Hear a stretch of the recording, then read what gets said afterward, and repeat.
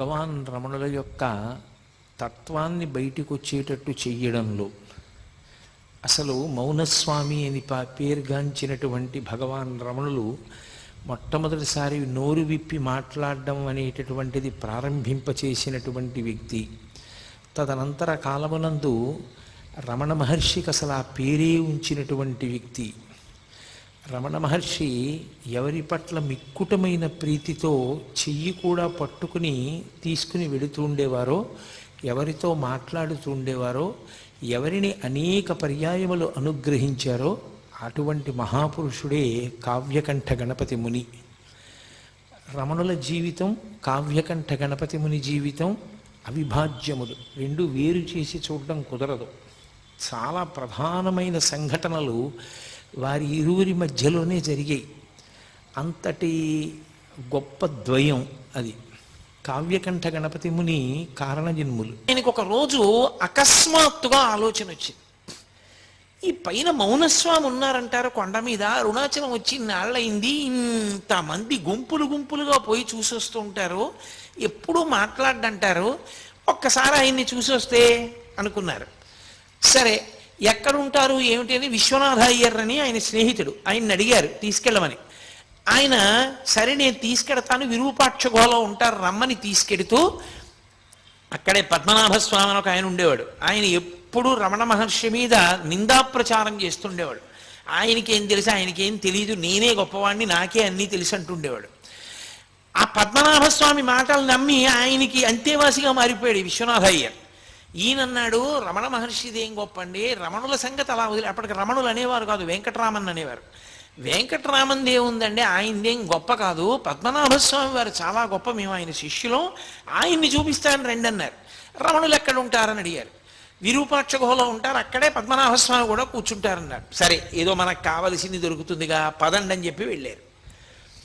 వెళితే దురదృష్టం ఏమిటంటే ఆ రోజున విరూపాక్ష గుహలో స్వామి లేరు. స్వామి లేరు కదా వెళ్ళిపోదాం అంటుంటే ఈయన అన్నారు, కాదు ఇక్కడ దగ్గరలో మామిడి చెట్టు కింద మా గురువుగారు పద్మనాభస్వామి వారు కూర్చుని ఉంటారు, రండి వెడదామన్నారు. వెడుతున్నారు. చిత్రంగా ఆ లోపల పద్మనాభస్వామి కూర్చున్నారు, బయట ఒక బండరాతి మీద భగవాన్ రమణులు కూర్చున్నారు. రమణులు అందరిలా ఇలా చూడరు. మీరు ఎప్పుడైనా చూశారో లేదో ఆయన చిత్రపటాలు, ఆయన చూపు గమ్మత్తుగా ఉంటుంది. ఏమిటో ఇలా చూస్తారు ఆయన. రామకృష్ణ పరమహంస చూపు గమ్మత్తుగా ఉంటుంది, భగవాన్ రమణుల యొక్క చూపు చాలా గమ్మత్తుగా ఉంటుంది. ఆయన ఇలా తలపెట్టి చూస్తూ ఉంటారు. ఆయన కావ్యకంఠ గణపతి ముని వంక అలా చూస్తున్నారు. ఆయన యొక్క తేజస్సు చూశారు కావ్యకంఠ గణపతి ముని. అబ్బా సూర్యుని పగిది ఉన్నాడు రా మహానుభావుడని వంగి ఆయనకి నమస్కారం చేసి ఈ పద్మనాభస్వామి వంక చూశారు. చూడగానే తెలిసిపోయింది ఆయన సమర్థత ఎటువంటిదో. ఆయనకి నమస్కారం చేయకుండా ఈయన దగ్గర కూర్చున్నారు. కూర్చునేటప్పటికి తీసుకొచ్చిన విశ్వనాథ అయ్యర్ గుండెలు జారిపోయి, అయ్య బాబోయ్ మా గురువుగారి పట్ల అపచారం అయిపోయింది, తర్వాత పిలిచి నన్ను దెబ్బలాడతారో ఏమిటో అలాంటివన్నీ తీసుకొచ్చానండి. ఆయనకి కోపం వచ్చి ఆ పద్మనాభస్వామికి, నువ్వేనా కావ్యకంఠ గణపతి మునివి, హరసహస్రం చెప్పిన వాడివి నువ్వేనా అరుణాచల దేవాలయంలో అని అడిగారు. అవునన్నారు.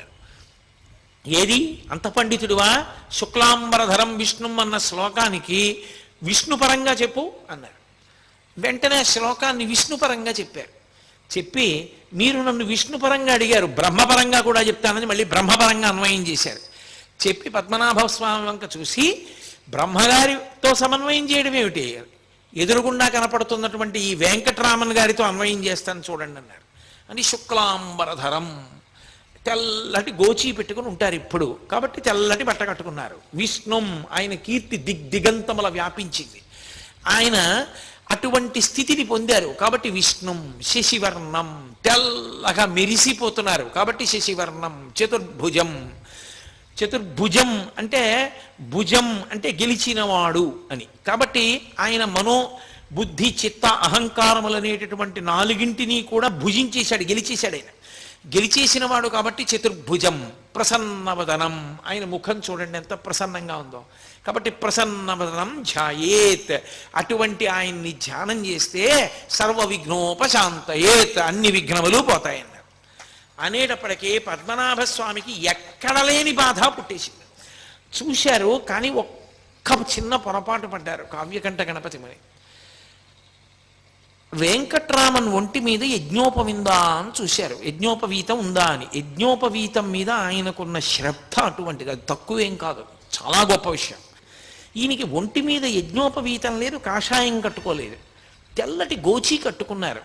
అసలు ఈయన సంప్రదాయజ్ఞుడేనా, ఈయనకి సరిగ్గా ఏమైనా మనం ఆయనతో మాట్లాడతగిన వ్యక్తేనా అన్న అనుమానం వచ్చింది ఎందుకు అకస్మాత్తుగా. వచ్చి ఆయన తేజస్సు చూశారు, నమస్కారం చేశారు, దిగి వెళ్ళిపోయారు విశ్వనాథ అయ్యర్తో. ఆ తర్వాత ఇంకెప్పుడు పైకి రాలేదు, ఇక కొండ మీదకి రాలేదు, అక్కడిందనే ఉండిపోయారు. ఉండిపోయి మళ్ళీ అక్కడి నుంచి మళ్ళీ ఆ సంస్కృత పాఠశాలలో ఉద్యోగం కూడా వదిలిపెట్టేశారు. వదిలిపెట్టి మళ్ళీ తీర్థయాత్రకి వెళ్ళారు, చాలా చోట్ల తపస్సు చేశారు. అని ఆయన విచిత్రం ఏమిటంటే ఆయనకి అంత పట్టుదల. ఒకసారి తారామంత్రం తెలియని వాడివి నువ్వు విద్వాంసుడివా అన్నాడు ఒక ఆయన. అంతే, ఆయన తారామంత్రోపాసన పొంది సిద్ధి పొందారు, రేణుకాదేవి దర్శనం పొందారు, పరశురామానుగ్రహం పొందారు. అందుకే ఆయన వాక్కుతో అగ్ని కురిపించేవారు. ఆయన నోటితో అన్నారంటే అగ్నిహోత్రం పడవలసిందే, అంతటి మంత్రసిద్ధులు పొందారు ఆయన. మళ్ళీ ఇంత తపస్సు చేసి మళ్ళీ అరుణాచల క్షేత్రానికే వచ్చారు. వచ్చి ఆయనకి తపస్సు మీద ఉన్న ప్రీతి అటువంటిది. నైరుతి లింగం, ఆయన ముందు దుర్గమ్మ తల్లి కోవెల దగ్గర కూర్చుని తపస్సు చేశారు. అక్కడ మేకలు కాసుకుని వాళ్ళు అరుస్తూ ఉండేవారు. ధ్యానభంగం అవుతోందని అమ్మవారి దగ్గర అనుమతి అడిగి ఆవిడ్ని శ్యామలాదేవి అంటుండారు, పచ్చయ్యమ్మన్ కోవెల్ అంటుంటారు అక్కడ. ఆయన మళ్ళీ అక్కడి నుంచి నైరుతి లింగం దగ్గరికి వెళ్ళిపోయారు. నైరుతి లింగం ప్రదక్షిణ మార్గంలో కొంచెం లోపలికి వెడితే కనపడుతుంది.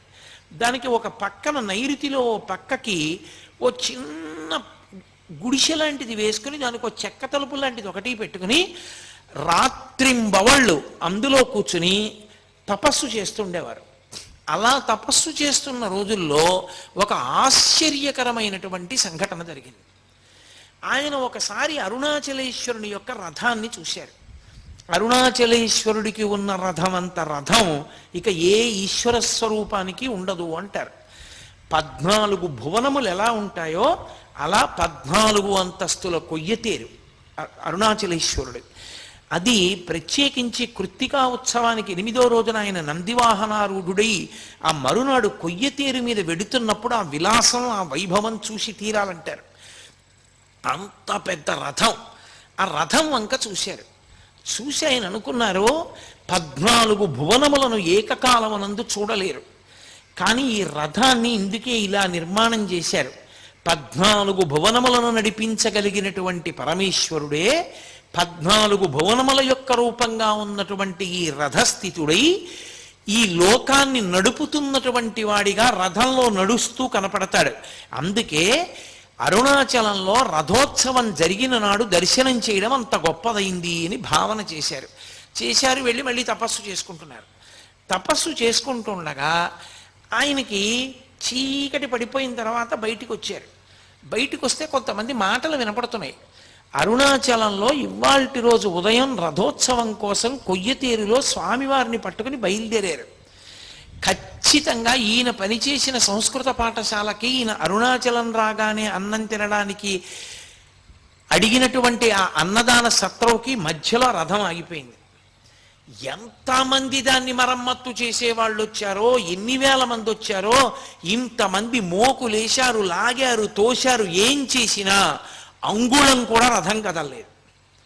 పరమేశ్వరుడికి ఏదో ఆగ్రహం వచ్చింది, రథం ఆగిపోయింది కదలడం, ఏమీ తేడాయా కనపట్టలేదు. మరునాడు మధ్యాహ్నం 12 అయ్యేటప్పటికి రథం కానీ వెళ్ళి మరొక వాహనం మీదకి మారకపోతే స్వామి దేవాలయం అంతా ప్రాయశ్చిత్తం చేయవలసి ఉంటుంది. అందరూ హడిలిపోయారు. ప్రధాన అర్చకుడు కూడా బాధపడుతూ ఇంటికి వెళ్ళిపోయాడు, ఆలయ అధికారులు వెళ్ళిపోయారు, ఎవరో కొద్ది మంది ఉన్నారు. ఆయనకి అకస్మాత్తుగా ఒక మాట వినపడింది, అరుణాచలేశ్వరుడు నీకోసమే ఆగిపోయాడు, నువ్వు వెళ్ళు, రథం కదులుతుందని. ఇది నిజమా? నాకు ఈ మాట వినపడిందా అని ఆయన ఆశ్చర్యపోతున్నారు. మళ్ళీ వినపడింది, చెవులో ఎవరో చెప్పినట్టు. సరేనని బయలుదేరి రథం దగ్గరికి వెళ్ళారు. అప్పటికే బాగా చీకటి పడిపోయింది, రాత్రి చాలా ఆలస్యం అయిపోయింది. ఆయన వెళ్ళి చూసేసరికి 10 మంది రథం చుట్టూ కాపలా ఉన్నారు. ఇప్పుడు రథం కదలడానికి నేను చెయ్యేస్తే కదులుతుందని చెప్తే డాంబికంగా ఉంటుంది. ఈశ్వర రేపు ఉదయం వస్తాను, నన్ను మన్నించండి అని వెళ్ళిపోయారు. వెళ్ళిపోయి మళ్ళీ ధ్యానానికి కూర్చున్నారు. అంతసేపు బడలిపోయి పడుకున్నారు, నిద్రపోయారు. ఈశ్వరుని యొక్క శాసనం, అంత బ్రహ్మముహూర్తంలో లేచేటటువంటి వ్యక్తి ఆ రోజు బాగా తెల్లవారిపోతే కానీ నిద్ర లేవాల. అంత మెల్లగా లేచి తను ఆ రోజు చెయ్యవలసినటువంటి అనుష్ఠానం చేస్తే తప్ప బయటికి వెళ్ళరు. స్నానం చేసి అనుష్ఠానం అంతా చేసుకునేటప్పటికి 10 అయిపోయింది. మళ్ళీ పరిగెత్తుకుంటూ రథం దగ్గరికి వచ్చేటప్పటికి ఇంకా నిపుణుల్ని తీసుకొచ్చారు, ఇంకా జనం వచ్చారు, మోకులేస్తున్నారు, లాగుతున్నారు, తోస్తున్నారు, అంగుళం కదలటం లేదు. ఈయన వాళ్ళందరినీ, మీరు కావ్యకంఠ గణపతి ముని చిత్రపటం చూశారో లేదో, చాలా సన్నగా ఉంటారు ఆయన. వీళ్ళందరినీ తప్పుకొమ్మని ఒక్కసారి దగ్గరికి వెళ్ళారు. వెళ్ళి అరుణాచలేశ్వరుడు ఎదురుగుండా నిలబడి రథంలో, అప్పా మీరు పిలిచారు, వచ్చాను, కాబట్టి ఇప్పుడు మీరు సంతోషంగా బయలుదేరండి, రథం కదలాలి స్వామి అని పక్కకెళ్ళారు. అంతే, రథం కదిలింది. కదిలి రథం 12 గంటల లోపల దేవాలయానికి వెళ్ళిపోయింది. ఎవరో కావ్యకంఠ గణపతి మునిట ఇక్కడే సంస్కృత పాఠాలు చెప్పేవారట. ఆయన నైరుతి లింగం దగ్గర తపస్సు చేస్తున్నారట. ఆయన వస్తే రథం కదిలింది. ఏమిటి విచిత్రం అని ఆయన వెంటబడ్డారు జనం. ఆయన ఎవ్వరికీ కనపడకుండా బ్రాహ్మణ వీధిలోకి వెళ్ళిపోయి అక్కడ భోజనం చేశారు. విశ్వనాథ అయ్యర్ గారితో కలిసి భోజనం చేశారు. భోజనం చేసి వెంటనే ధ్యానంలోకి వెళ్ళిపోయారు. ఆ ధ్యానంలో ఆయనకు ఒక విషయం కనపడింది. నువ్వు వస్తే తప్ప రథం కదలలేదు అంటే నువ్వు గొప్పవాడివని ప్రకటించడానికి రథం కదలలేదా? నువ్వు పరమభక్తుడివని లోకానికి తిరిగి చెప్పడం ప్రధానమా? లేకపోతే నిన్ను చూడాలని అరుణాచలేశ్వరుడు కదలలేదా? ఎందుకు కదలలేదు రథం? ఎందుకు ఆగిపోయింది? నువ్వు వెళ్ళాక ఎందుకు కదిలింది అని ఆయన, ఆ వాగ్రథం కదలాలంటే నువ్వు ఆయన దగ్గరికి వెళ్ళాలి. ఇతపూర్వం నువ్వు పొరపాటు పడ్డావు ఆయన గురించి. ఇప్పుడు నువ్వు ఆయన దగ్గరికి వెళ్ళు, ఆయన దర్శనం చేసి ఆయనకి నమస్కరించు, ఆయన మాట్లాడతారు. ఆయన మాట్లాడగానే నీ రథం కదులుతుంది. ఇన్నాళ్ళు తపస్సు తపస్సు తపస్సని తిరుగుతున్నావుగా, ఇప్పుడు అసలు తపస్సు అంటే ఏమిటో తెలిసి నీలోని రథం కదిలి అద్భుతమైనటువంటి కవనము, లోకాన్ని ఉద్ధరించగలిగినటువంటి స్తోత్రాలు, మంత్ర సంబంధమైనవి నీ నుండి జాలువారతాయి. ఈ 2 రథములు కదపడానికే నా రథాన్ని ఆపి పిలిచాను, ఎక్కుకొండ అనిపించింది. ఆయన వెంటనే లోపలికెళ్ళి ఇంకా విశ్వనాథ అయ్యర్ని కూడా పిలవాల. మంచి ఎండాకాలం, గబగబా ఉత్తరీయం తీసి భుజం మీద వేసుకుని అరుణాచలం కొండెక్కడం మొదలుపెట్టారు. విరూపాక్ష గుహలో ఉంటారు స్వామి. విరూపాక్ష గుహలోకి వెళ్ళడం అంత తేలిక కాదు. ఆ రోజుల్లో జనం విపరీతంగా వెడుతుండేవారు. అందులో కృత్తికా దీపోత్సవంలో స్వామివారి ఊరిరిగింపు వాహనాల మీద జరుగుతున్నంతసేపు స్వామి దగ్గర ఉంటారు, అయిపోగానే రమణుల దగ్గర వెళ్ళిపోతారు అందరూ. ఆ విరూపాక్ష గుహ చుట్టూ ఓ తడిక కట్టి తలుపులు పెట్టి తాళం వేసేవాడు పళనిస్వామి.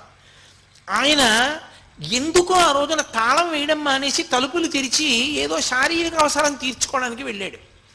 అసలు ఆయన చుట్టూ చాలామంది జనం ఉంటారు దర్శనానికి వచ్చి. రమణుల దర్శనం అంత తేలిగ్గా అవదు. కాబట్టి ఎలా అవుతుంది? నాకు ఇలా మాట వినపడింది, మరి నేను వెడుతున్నానే ఆయన దర్శనానికి అనుకుని, సరే నాకు ఏ ఈశ్వరుడు ఇది తోపించాడో ఆయనే నిర్ణయిస్తాడని గబగబ గబగబ పైకెక్కారు. ఏ సంఘటన రమణ మహర్షికి జరిగిందో అదే సంఘటన గణపతి మునికి జరిగింది. రమణ మహర్షి అరుణాచలానికి వచ్చినప్పుడు దేవాలయం తలుపులు తెరిచి ఎవ్వరూ లేకుండా ఎలా ఉందో అలా విరూపాక్ష గుహలో కూర్చోకుండా విరూపాక్ష గుహ నుంచి బయటికి వచ్చి ఒక బండ మీద కూర్చుని ఉన్నారు రమణ మహర్షి. చక్కగా కళ్ళు తెరుచుకొని చూస్తున్నారు. పక్కన ఎప్పుడు నీడలా ఉండే పళనిస్వామి కూడా లేడు. ఒక్క భక్తుడంటే ఒక్క భక్తుడు కూడా లేడు. తడిక తీసేసి తలుపులు తీసేసి ఉన్నాయి. ఏమి ఆశ్చర్యం! గుహలో ఉంటే అంతర్ముఖులై ఉంటారు, పలకరు, మాట్లాడకూడదు. బయటకు వచ్చి బండ మీద కూర్చుని కళ్ళు తెరుచుకుని ఉన్నారే అని గబగబ గబగబా పరిగెత్తారు. పరిగెత్తి ఆయన ముందు పడిపోయి తన కుడి చెయ్యి తీసి ఆయన కుడి పాదం మీద, ఎడం చెయ్యి తీసి ఎడం పాదం మీద వేసి గట్టిగా పట్టుకున్నారు 2 పాదాలు. పట్టుకుని, అయ్యా తపస్సు అన్న మాటకి అర్థం తెలియకుండా తిరుగుతున్నాను, మీరు దయచేసి దీనుణ్ణి అనుగ్రహించి తపస్సు అంటే ఏమిటో తెలియచేయవలసింది అన్నారు. ఆయన చాలా కాలంగా మాట్లాడకపోవడం వల్ల ఆయన కంఠనాళాల్లోంచి మాట వచ్చేది కాదు. ఆయన తేరిపారి చూసి గుర్తుపట్టారు. దేవాలయంలో హరసహస్రం చదివిన వ్యక్తి ఇతనే, కావ్యకంఠ గణపతి ముని అనేటటువంటి బిరుదుతో కూడిన పేరున్నవాడు ఇతనే అని. అంతే. యథార్థమునకు పరమేశ్వరుడు విఘ్నేశ్వరుణ్ణి సుబ్రహ్మణ్యుణ్ణి కలిపాడు. అక్కడ అన్న కాళ్ళని తమ్ముడు పట్టుకుంటాడు, ఇక్కడ తమ్ముడు కాళ్ళని అన్న పట్టుకున్నాడు, అంతే తేడా. ఈయన ఎప్పుడైతే కాళ్ళు పట్టుకున్నారో కంఠాన్ని సవరించుకుని రమణులు మొట్టమొదటిసారి నోరు విప్పారు. నోరు విప్పుతూనే నాయనా అన్నారు. అందుకని కావ్యకంఠ గణపతి ముని పేరు నాయనా అని మారిపోయిన తర్వాత ఎప్పుడు ఎవరిని ఏమి మాట్లాడడం కానీ పిలవడం చెయ్యడం లేనటువంటి స్వామి అకస్మాత్తుగా నాయనా అన్నారు. నాయనా అని ఎవరిని పిలుస్తారంటే బాగా లోపలికి దక్షిణ దేశంలో విఘ్నేశ్వరుణ్ణి పిలుస్తారు, నాయనా అంటారు. అది విఘ్నేశ్వరుడి పేరు పెట్టుకున్న మనుష్యుల్ని నాయన అని పిలవరు. ఎవరైనా ఒకవేళ ఏ వినాయక శాస్త్రనో పేరు పెట్టుకున్నారనుకోండి, ఆయన్ని నాయన అని పిలవరు. ఒక్క ఈశ్వరుణ్ణి, దేవాలయంలో ఉన్న స్వామినే నాయన అని పిలుస్తారు. నాయన అని గణపతి మునిని పిలిచారు. అంటే ఆయనకి ఏమి కనపడిందో మరి గణపతి మునిలో. నాయన అని పిలిచి, నువ్వు అడిగిన దానికి జవాబు చెప్తాను చూడు. మనకి నేను నేను అని ఒక భావన పుడుతూ ఉంటుంది లోపల నుంచి. అది ఎప్పుడూ లోపల నుంచి వస్తుంటుంది. అహం స్ఫురణ అనేవారు మహర్షి దాన్ని. నేను నేను నేను అన్న భావన వస్తూ ఉంటుంది. నేను ఉపన్యాసానికి వెళ్ళాలి, నేను పడుకోవాలి, నేను అలిసిపోయాను, నేను ఇవాళ పలహారం తక్కువ చేశాను, నేను అన్నం తిన్నాను, అలా నేను నేనంటుంటుంది. ఈ నేను నేనన్న భావన ఎక్కడి నుంచి పుడుతోందో ఆ మూలములలోకి వెళ్ళు, మనసుని ఆధారం చేసుకుని వెళ్ళు. ఏ మూలం దగ్గరికి వెడతావో ఆ మూలం దగ్గరికి వెళ్ళినప్పుడు మనసు అందులో లయమైపోతుంది. ఆ లయమైపోయినటువంటి చోటే తపస్సు యొక్క సిద్ధి పొందేటటువంటి చోటు. నువ్వు మంత్రజపం చేస్తున్నావు, మంత్రజపం చేసేటప్పుడు మంత్రము యొక్క నాదము ఎక్కడ మొదలవుతోందో, ఆ నాదం ప్రారంభ స్థానం ఎక్కడుందో అక్కడికి వెళ్ళు. వెనక్కి వెడితే ఆ స్థానమునందు ఆ మనసు లయమైపోతుంది. అదే తపస్సు అని 2 వాక్యాలు చెప్పారు. చెప్పగానే ఆయన ఆశ్చర్యపోయి, ఇన్ని గ్రంథాలు చదివాను, ఇంతమంది మహాత్ముల్ని కలిశాను, కానీ తపస్సన్న మాటని ఇంత అద్భుతంగా నిర్వచనం చేసినటువంటి వారు నాకు ఇప్పటి వరకు కనపడలేదు. నా అదృష్ట విశేషం మహానుభావ, మీ దర్శనమైంది. తపస్సు అన్న మాటకి నాకు ఇవాళ యథార్థమైనటువంటి అర్థము గోచరించింది, తప్పకుండా అలా చేస్తానన్నారు. అనగానే భగవాన్ అన్నారు, గుహలో కూర్చో, వెళ్ళి గుహలో కూర్చుని ధ్యానం చెయ్యి, తపస్సు చెయ్యి అన్నారు. అనగానే ఏమదృష్టం, రమణ మహర్షి బయట కూర్చుని తాను విరూపాక్ష గుహలో కూర్చోడం. వెంటనే గణపతి ముని ఆ విరూపాక్ష గుహలోకి వెళ్ళి గుహలో కూర్చున్నారు. 1 గంట సేపు ధ్యానం చేశారు. రమణులు చెప్పినదేదో దాన్ని పూర్తిగా అనుభవించిన స్థాయి లేదు, కానీ మార్గం దొరికింది. సంతోషంతో మళ్ళీ బయటికి వచ్చారు. బయటికి వచ్చి ఆయనకి నమస్కరించే లోపల ఊరు వాడ ఈ వార్త తెలిసిపోయింది. కొండ మీద కూర్చున్నటువంటి మౌనస్వామి నోరు విప్పారట. ఎవరినో నాయన అని పిలిచారట.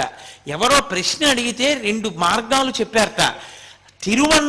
తిరువన్నామలై అంతా కొండెక్కేసి, కొండెక్కేయగానే ఎవరైనా ఎవరితో మాట్లాడారు. పొద్దున్నంతా తిరువన్నామలలో ప్రశ్న, ఏ మహానుభావుడు వచ్చి నిలబడితే రథం కదిలింది. ఇప్పుడు ఏ మహానుభావుడితో రమణ మహర్షి మాట్లాడారు, వెంకటరామన్ మాట్లాడారు, ఈయన్నే చూపించారు. రథం నడిచింది ఈయన వల్లేట, ఇప్పుడు మాట్లాడింది ఈయన వల్లేట. అసలు రథం ప్రారంభమైంది నడవడం. వెంటనే రమణ మహర్షి చెప్పిన దానికి శ్లోక రూపం ఇచ్చి రమణ పంచకము అని రమణుల యొక్క తత్వం మీద 5 శ్లోకాలు చెప్తూ ఆయన అన్నారు, ఈయనకి వెంకటరామన్ కాదు, ఇక నుంచి భక్తులు ఆయన నామాన్ని జపం చేసుకోవడానికి వీలుగా ఆయన నామజపం చెయ్యడం చేత ఆయన అనుగ్రహంతో ప్రతిబంధకాల్ని పోగొట్టుకుని తత్వ విచారణ చెయ్యడానికి కావలసినటువంటి యోగ్యతని పొందడానికి అనువైన స్థితిని కలగడం కోసం ఈయనకి నేను రమణ అని పేరుంచుతున్నాను. ఆయన ఈయనకి నాయనా అని పేరుంచారు. ఆయనకి రమణ అని పేరుంచారు. నిన్న చెప్పాను కదూ, భగవంతుని యొక్క విభూతులన్నీ ఆయన ఎందున్న కారణం చేత భగవాన్ రమణ మహర్షి అని పేరుంచుతున్నానని ఇక నుంచి అందరూ ఆయన్ని అలా పిలవాలి అని శాసనం చేశారు. అప్పటి నుంచి లోకంలో ఆయనకి భగవాన్ రమణ మహర్షి అన్న పేరు వచ్చింది. సరే, కొంతకాలం అయింది. అప్పటి నుంచి కావ్యకంఠ గణపతి మునితో మాట్లాడుతుండేవారు. వచ్చిన వాళ్ళతో కూడా అప్పుడప్పుడు నోరు విప్పి మాట్లాడడం మొదలుపెట్టారు రమణ మహర్షి. కొంతకాలం అయిన తర్వాత కావ్యకంఠ గణపతి ముని అడిగారు, నాకు కూడా ఒక గుహా ప్రాంతం ఏదైనా విడిదిగా ఇవ్వండి, నేను ఆ గుహలో కూర్చుని నేను కూడా తపస్సు చేసి ఉమాసహస్ర రచన చెయ్యాలని కోరికగా ఉంది. పరదేవతానామములను 1000 నామములను నేను ఉమాసహస్రం అన్న పేరుతో రచన చెయ్యాలి. అందులో అమ్మవారికి సంబంధించినటువంటి బీజాక్షరములన్నిటినీ కూడా నిక్షిప్తం చేస్తానన్నారు. రమణ మహర్షి స్వయంగా కావ్యకంఠ గణపతి ముని చెయ్యి పట్టుకుని అక్కడే ఉన్నటువంటి మామిడి చెట్టు గుహ అంటారు, చ్యుత గుహ అని, ఆ గుహలోకి తీసుకెళ్ళి నువ్వు ఇదిగో ఈ గుహాప్రవేశం చేసి ఈ గుహలో కూర్చుని ఇక్కడ నుండి నువ్వు ఆ ఉమాసహస్ర రచన చేయవలసింది అన్నారు. 20 రోజుల లోపల ఈ సహస్రాన్ని పూర్తి చేస్తాను.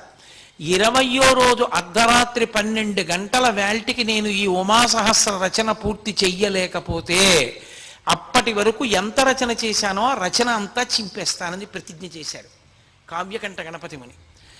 అక్కడ వరకు బాగుంది. హరసహస్రం అన్ని శ్లోకాలు రోజూ చదివినా పరమశివుడు అన్నం పెట్టలేదన్న కోపంతో హరసహస్రాన్ని చింపేశారు అంతకుముందు. అందులో ఏవో కొద్ది శ్లోకాలే మిగిలాయి. ఇక్కడ నడుస్తోంది. ప్రతిరోజు ఆ ఉమాసహస్రం ఆయన ధ్యానం చేస్తుండేవారు, దాన్ని రచన చేస్తుండేవారు. హెచ్ఎమ్మాళ్ అన్నం పట్టుకొచ్చి ఇస్తుండేది. ఒకరోజు అకస్మాత్తుగా ఆయనకి ఉదయం 7 గంటలకే విపరీతమైన ఆకలేసేసింది. అది అమ్మవారి ఉపాసనలో ఉండేటటువంటి ఒక వైచిత్రి. అమ్మవారి ఉపాసన చేసేటటువంటి వాళ్ళకి బాగా తెలుస్తుంది. అకస్మాత్తుగా వాళ్ళకి పిచ్చాకలేస్తుంది. అంత పిచ్చాకలేస్తే నిజంగా మీరు తీసుకొచ్చి అన్నం పెట్టారనుకోండి, అన్నం చూడగానే త్రేణుపొచ్చి వెళ్ళిపోతారు. అన్నం తిన్నంత కడుపు నిండిపోతుంది. కానీ పిచ్చి ఆకలేస్తూ ఉంటుంది. రామకృష్ణ పరమహంసకు అలాగే వేస్తుంటే అలా గురువుగారు ఆయనతో ఉండేటటువంటి అంతేవాసి తీసుకెళ్ళి అన్నం కుంభం చూపించారు. చూపించగానే ఆయనకి త్రేణుపు వచ్చింది. కాబట్టి ఈయనకి విశేషమైన ఆకలేసేస్తోంది ఉదయం 7 గంటలకి. రాత్రి పాలు తాగుతారు. ఎలా 7 గంటలకు అన్నం ఎక్కడి నుంచి వస్తుంది అనుకుంటున్నారు? ఆ హెచ్ఎమ్మాళ్ళకి అన్నం పప్పు వండుతోంది ఆవిడ. అకస్మాత్తుగా ఒక దివ్యస్వరూపం ఒకటి కనపడి వెంటనే గణపతి మునికి అన్నం పట్టుకెళ్ళి ఇచ్చేసేయని వినపడింది. ఆవిడ గిన్నెల్లో పట్టుకుని అన్నం పప్పు పట్టుకెళ్ళి చ్యుత గుహలో పెట్టింది. ఆయన రెండిటి వంక చూశారంతే త్రేడుపులు వచ్చాయి. 17 రోజులైంది. 4 వంతులు పూర్తయిపోయింది ఉమాసహస్రం. ప్రతిరోజు సాయంకాలం భగవాన్ రమణ మహర్షి కూడా వచ్చి కూర్చుని అప్పటి వరకు ఎంత భాగం రచన పూర్తయిందో అంత భాగాన్ని ఆయన కూడా వింటూ ఉండేవారు, మాట్లాడుతుండేవారు, వెళ్ళిపోతుండేవారు. 4 వంతులు పూర్తయిపోయిన తర్వాత 17 రోజులు అయిపోయింది. ఇంకా 3 రోజులు ఉంది. 1/4 వంతు భాగం పూర్తవ్వాలి. వేలు మీద పెద్ద గోరు చుట్టు పుట్టింది. విపరీతమైనటువంటి పోటు. కలం ఇలా పట్టుకోలేకపోయారు. అలాగే ఇంకొక్క రోజు మాత్రమే మిగిలింది. ఒక్క శ్లోకం కూడా రచన చేయలేరు. ఈ ఉమాసహస్రం చదివి వినిపిస్తారని పక్క ఊళ్ళంతటా టౌకేశారు, పందిళ్ళేసేసారు ఏదో ఉత్సవంలాగా. ఎందరో ఊళ్ళ నుంచి బయలుదేరి వచ్చేస్తున్నారు. ఇక్కడేమో వేలుకి గోరు చుట్టు నడవట్లేదు. ఇంకా తెల్లవారితే 20వ రోజు. ఆ 19వ రోజు రాత్రి అరుణాచలంలో తిరువణ్ణామలైలో ఉండేటటువంటి ఒక వైద్యుడికి కల్లో పరమశివుడు కనబడ్డాడు. కనబడి కొండ మీద ఒక మహానుభావుడు ఉమాసహస్రం రచన చేస్తున్నాడు. వేలుకి గోరు చుట్టేసింది, రాయలేకపోతున్నాడు. నువ్వు వెంటనే వెళ్ళి దాన్ని శస్త్రచికిత్స చేయవలసింది అన్నారు. ఆయన వెతుక్కుంటూ రమణ మహర్షి దగ్గరికి వెళ్ళారు. రమణ మహర్షి ఈ గుహ చూపించారు. అప్పుడు ఈయనకి శస్త్రచికిత్స చేసి తీసి కట్టారు. కట్టుండడం వల్ల రచన సాగలేదు.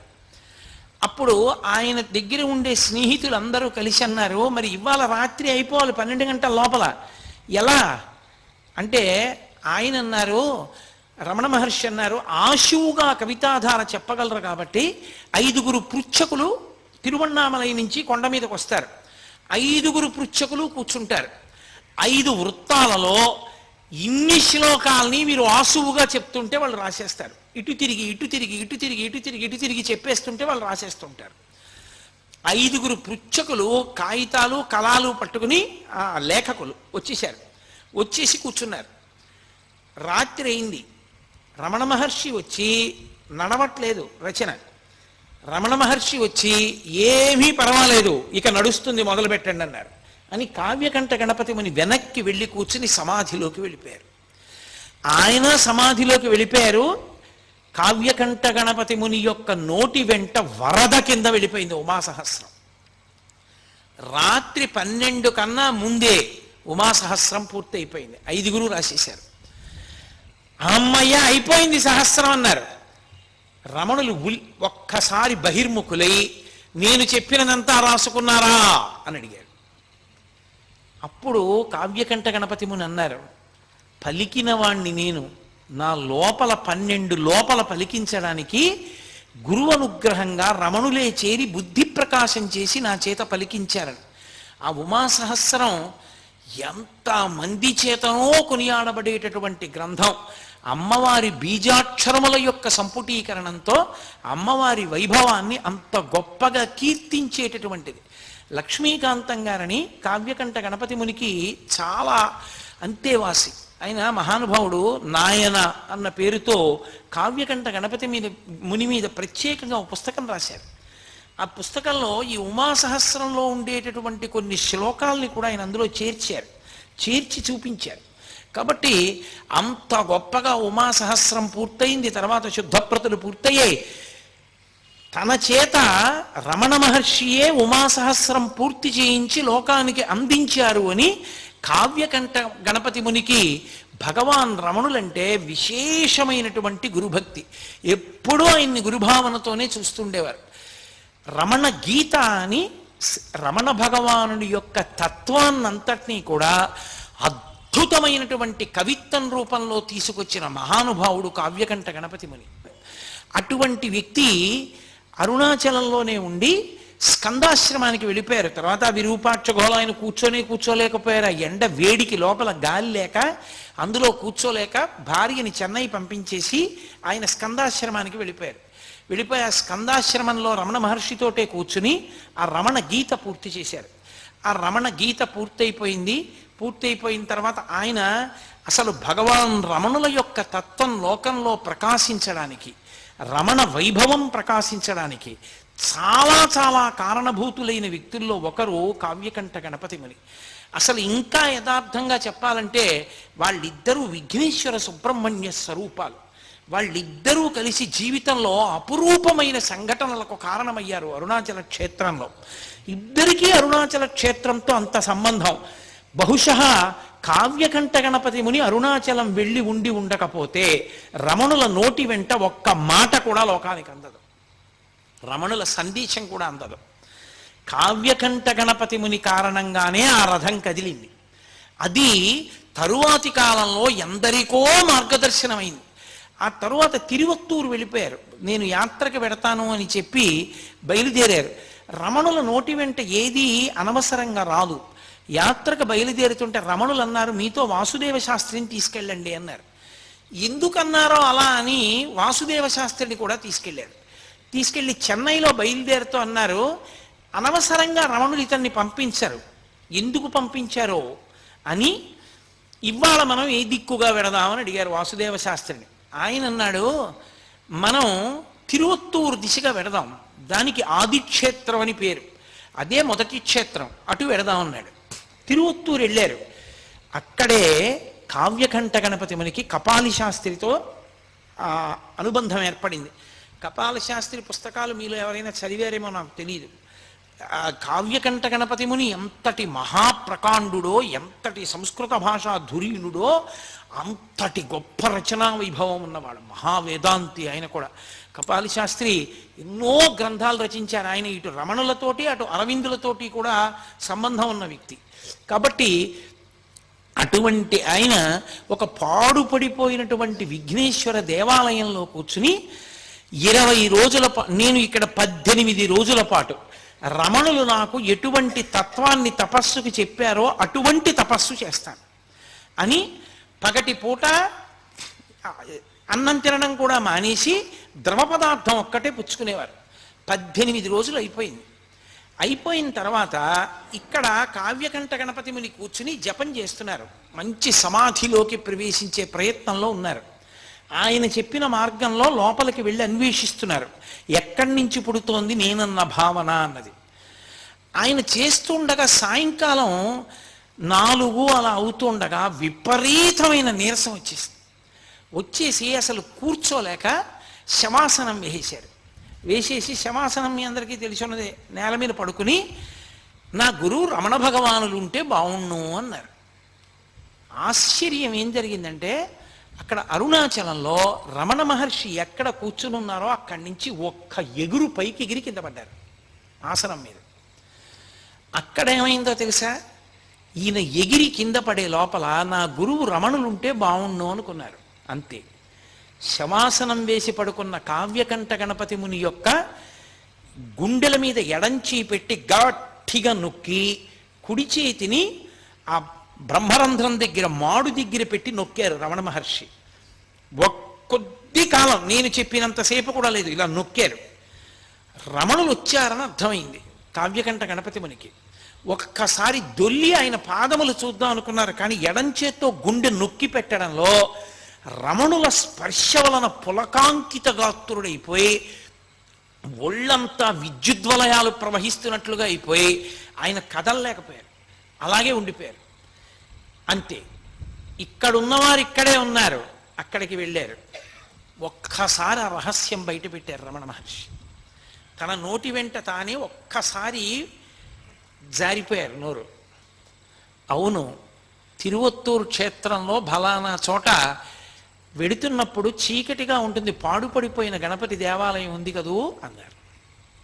ఎప్పుడూ తిరువన్నామలై విడిచిపెట్టి వెళ్ళని వ్యక్తికి ఎలా తెలుసది? ఆయన వెళ్ళారు. అక్కడికి వెళ్ళి కావ్యకంఠ గణపతి మునికి సూక్ష్మ శరీరంతో వెళ్ళి హస్తదీక్ష ఇచ్చారు. బహుశః నాకు తెలిసినంత వరకు రమణుల వాంగ్మయంలో ఆయన హస్తదీక్ష పొందినటువంటి ఏకైక వ్యక్తి కావ్యకంఠ గణపతి ముని ఒక్కరే. వాళ్ళిద్దరి అనుబంధం అటువంటిది.